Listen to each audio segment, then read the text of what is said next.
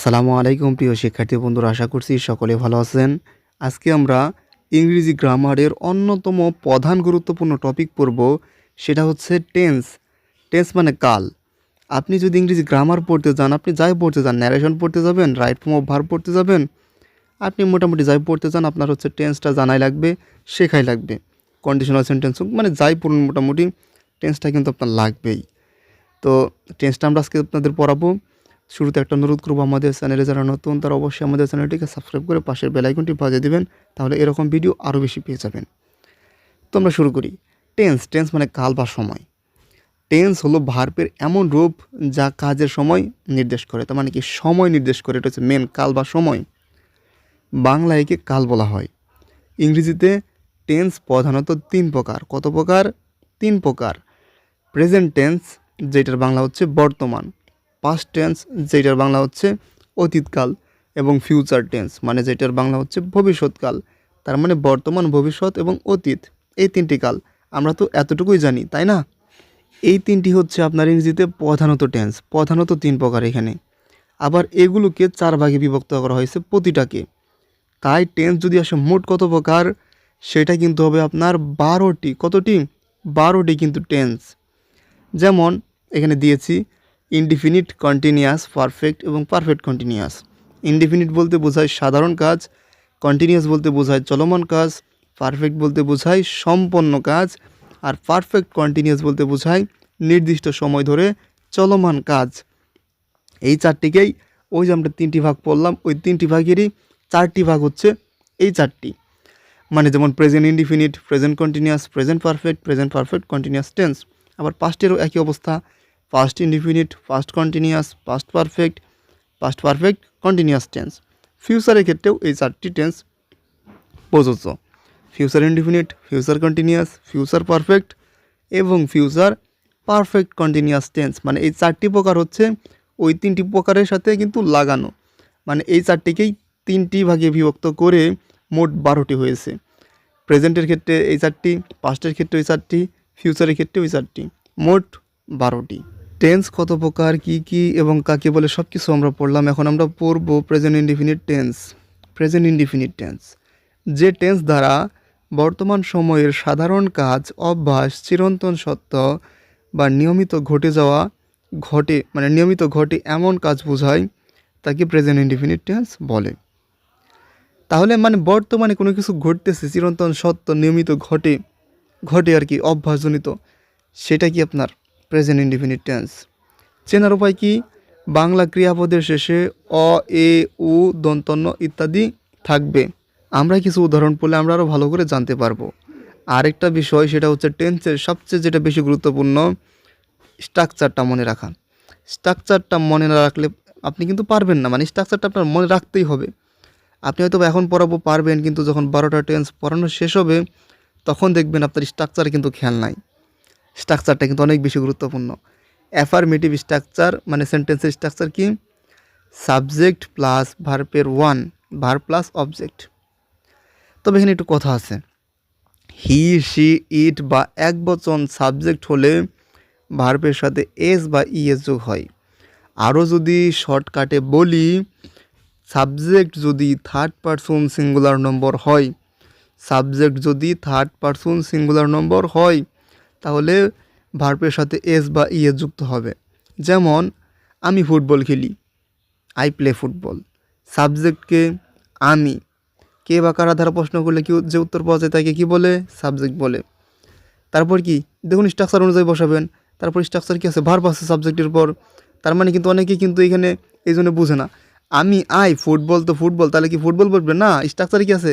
Verb আছে। Verb কোনটা? খেলার একটা কি কাজ না? তো প্লে হবে। তারপরে অবজেক্ট কাকে বলে? যদি কি বা কাকে দ্বারা প্রশ্ন করলে যে উত্তর পাওয়া যায় তাকে কি বলা হয়? তাকে বলা হয় অবশ্যই অবজেক্ট। কি খেলি? ফুটবল খেলি। ফুটবল কিন্তু মানে এখানে যে অবজেক্টটা কিন্তু পরে হবে ভার্বের, সেই জন্য কিন্তু ফুটবলটা পরে হবে। কথা কি বুঝতে পেরেছেন? এরপর যদি বলি সে ফুটবল খেলে, আর এই যে চেনার উপায় যে দিয়েছিলাম, চেনার পর বুঝতে পারছেন তো, এ, উ এগুলো থাকলে কী হবে? Present indefinite tense. যেমন খেলি, ই রসই আছে না লাস্টে, খেলে এ আছে না, আবার দেখুন সে বই পড়ে, এ এ আছে, তাহলে এগুলো থাকলে কি অবশ্যই প্রেজেন্ট ইনডিফিনিট টেন্স। তাহলে সে ফুটবল খেলে, এখানে কিন্তু হি প্লেইস ফুটবল, ভার্বের সাথে এস বা ইয়ে যুক্ত হয়। কি থাকলে সাবজেক্ট যদি থার্ড পারসন সিঙ্গুলার নম্বর হয়, কিন্তু আমি খেলি, আমি যে খেলি, আমি কি থার্ড পারসন সিঙ্গুলার নাকি first person singular? First person singular হলে কিন্তু ভার্বের সাথে এস বা ইয়ে যুক্ত হবে না। যেহেতু দ্বিতীয় বাক্যে আপনার মানে থার্ড পারসন সিঙ্গুলার নম্বর আছে, সে একজন না, সে থার্ড পারসন প্লাস সিঙ্গুলারও হতে হবে কিন্তু, তাহলে ভার্বের সাথে এস বা ইয়ে যুক্ত হবে। আবার সে বই পড়ে, শি রিডস বুক, এখানে সে কি থার্ড পারসন সিঙ্গুলার, ভার্বের সাথে এস যুক্ত হয়েছে, subject plus verb plus object, এই হচ্ছে আপনার স্ট্রাকচার। এরপরে যদি আমরা দেখি নেগেটিভ সেন্টেন্সের স্ট্রাকচার, নাবোধক সেন্টেন্সে সাবজেক্ট প্লাস, এটার স্ট্রাকচারটা ভালো করে দেখুন, সাবজেক্ট প্লাস ডো নট বা ডাজ নট প্লাস ভার্বের ওয়ান প্লাস অবজেক্ট। তার মানে কি ওইটার মতোই সাবজেক্ট ভার্ব অবজেক্ট তো আসেই, মাঝখানে শুধু ডো নট অথবা ডাজ নট ব্যবহৃত হবে। এখানেও একই অবস্থা, যদি সাবজেক্ট যদি থার্ড পারসন সিঙ্গুলার নম্বর হয়, এস বা ইএস কোনটার সাথে আছে, ডোর সাথে আছে নাকি ডাজের সাথে আছে? অবশ্যই ডাজের সাথে আছে। সাবজেক্ট যদি থার্ড পারসন সিঙ্গুলার নম্বর হয় তাহলে ডাজ হবে, আর যদি সাবজেক্ট যদি থার্ড পারসন সিঙ্গুলার নম্বর না হয় তাহলে ডো হবে, কারণ এটার সাথে এস বা ইএস যুক্ত নাই। তাহলে এক্সাম্পল আমরা দেখি একটু।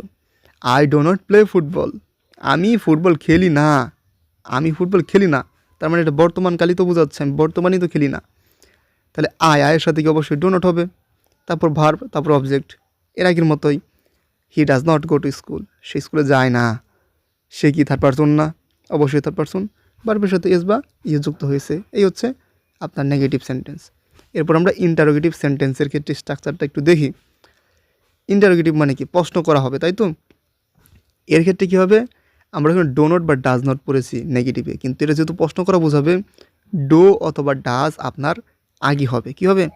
ডো অথবা ডাজ আপনার আগে হবে, আর বাকিটুকু যে সেন্টেন্স সম্পূর্ণ এক, subject plus verb plus object সব কিছু কিন্তু এক, subject plus verb plus object এগুলো কিন্তু একদম এক, মানে এর আগের মতো যেগুলো অ্যাফার্মেটিভ সাধারণত যে সেন্টেন্সগুলো থাকে ওই রকম। তো এখানে কি শুধু ডো আর ডাজ সামনে আসবে, ব্যাস এতটুকুই। এক্সাম্পল হিসেবে যদি দেখি আমরা, ডো ইউ রিড বুকস, তুমি কি বই পড়ো? তুমি কি বই পড়ো, আপনি একজনকে জিজ্ঞাসা করলেন তুমি কি বই পড়ো, তিনি কী করবেন, ডোটা আগে দেবেন। হ্যাঁ, ডো হবে না ডাজ হবে, ওই যে থার্ড পারসন সিঙ্গুলার নম্বর যদি হয় সাবজেক্ট, তাহলে কি হবে, তাহলে আপনার ডাজ হবে, আর বাকি সব ক্ষেত্রে ডো হবে। ইউ তুমি তো আর কোনো থার্ড পারসন সিঙ্গুলার নম্বর নয়, তাহলে অবশ্যই ডো হবে। ডো ইউ রিড বুকস, আর অবশ্যই কিন্তু লাস্টে আপনার ইন্টারোগেটিভ চিহ্ন হবে, কিন্তু প্রশ্নবোধক চিহ্ন হবে। তারপর ডাজ হি প্লে ক্রিকেট, সে কি ক্রিকেট খেলে, সে থার্ড পারসন সিঙ্গুলার অবশ্যই ডাজ হবে। এই হচ্ছে ইন্টারোগেটিভ সেন্টেন্সের ক্ষেত্রে কথা। এরপর প্রেজেন্ট ইনডিফিনিট টেন্স আরও বেশ কিছু ক্ষেত্রে ব্যবহৃত হয়, যেমন নিয়মিত যদি কোনো কাজ বোঝায়, যেমন I go to school every day, আমি প্রতিদিন স্কুলে যাই, অবশ্যই কি নিয়মিত কাজ এটা। এক্ষেত্রে কী হবে, প্রেজেন্ট ইনডিফিনিট টেন্স হবে। অভ্যাস বোঝালে, he drinks tea every morning, সে প্রতিদিন সকালে ড্রিঙ্কস পান করে, কি পান করে, চা পান করে, অবশ্যই অভ্যাস, এটা একটা, যেহেতু প্রতিদিন পান করে, অভ্যাস হলে অবশ্যই প্রেজেন্ট ইনডিফিনিট টেন্সে হয় আর কি এইসব বাক্যগুলো।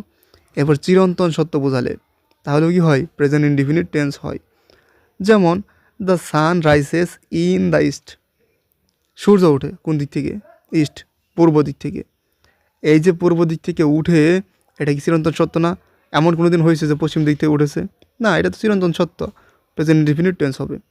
এবার সাধারণ সত্য বোঝালে, ওয়াটার বয়েলস অ্যাট 100 ডিগ্রি সেলসিয়াস, এখানে বলা হচ্ছে যে আপনার পানি গরম হয় 100 ডিগ্রি সেলসিয়াস, এটা তো একদম সত্য ঘটনা, সাধারণ সত্য। এসব সেন্টেন্স অবশ্যই প্রেজেন্ট ইনডিফিনিট টেন্সে হয়। এই হচ্ছে আপনার টেন্স এবং প্রেজেন্ট ইনডিফিনিট টেন্স নিয়ে কথা। এরকমভাবে প্রত্যেকটা টেন্সের ক্লাসে আমরা দিব। আশা করি আমাদের পাশে থাকবেন, আর আমাদের চ্যানেলটি অবশ্যই সাবস্ক্রাইব করার জন্য আপনাদের কাছে অনুরোধ করছি। সকলে ভালো থাকবেন, সুস্থ থাকবেন, সবাইকে ধন্যবাদ। আসসালামু আলাইকুম।